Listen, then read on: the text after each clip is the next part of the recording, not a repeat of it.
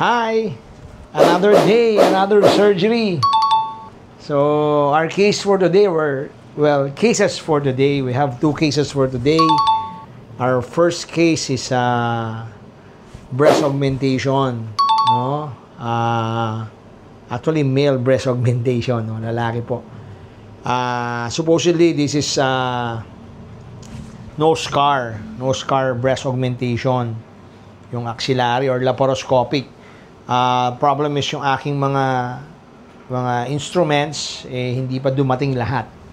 So I convinced the patient, I talked to the patient na mag-inframammary na muna. I'll just make a small incision, maliit na hiwa lang para hindi masyadong halata. No? So that is our first case. Then our second case is T-plasty. No? So naka-droop kasi, no? Nakababa. No? Very significant yung drooping ng nose ng patient. So I'm going to do T-plasty. Lalagyan ko ng septal extension graft, yung tukod, para umangat na ganyan. No? Then only cartilage. You'll get the cartilage from the ear. You're going to place it here para umangat na ganon. No? So medyo madali lang yung procedure na yan. Pero dapat tama para yung slope ng nose will be okay. No? So those are our cases for today. Sana matapos natin kaagad. So another day, another surgery. Another day, another walang watch. Another watch. Daytona. See you.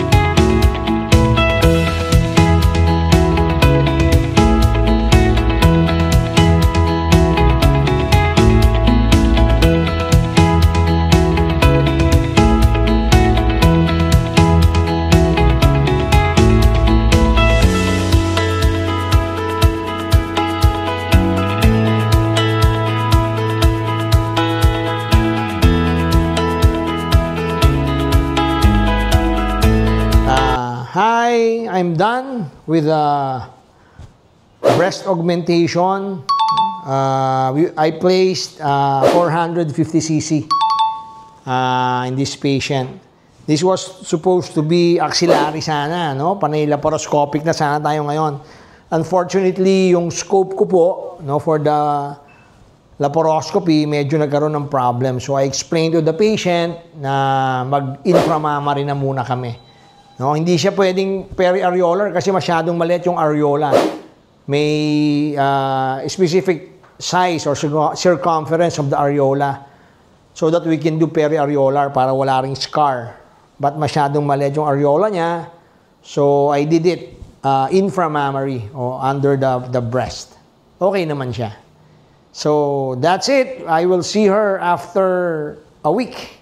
Another day, another surgery.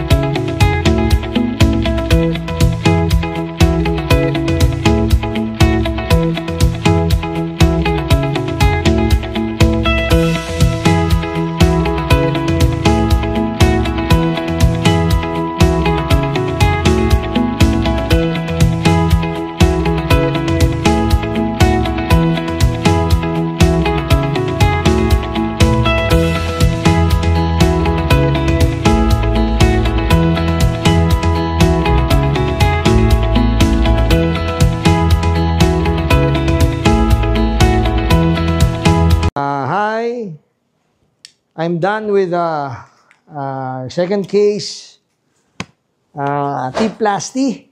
No? The patient had a drooping tip.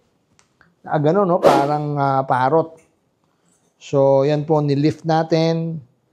Nilagyan natin ng septal extension graft para umangat. Then, cartilage para magkaroon ng slope kasi pang babae. Diba? Slope. Dapat naka-slope siya. Like that. So, this is the brake. Super deep brake. So, that's it. T-plasty lang po yan. So, another day, another surgery. See you.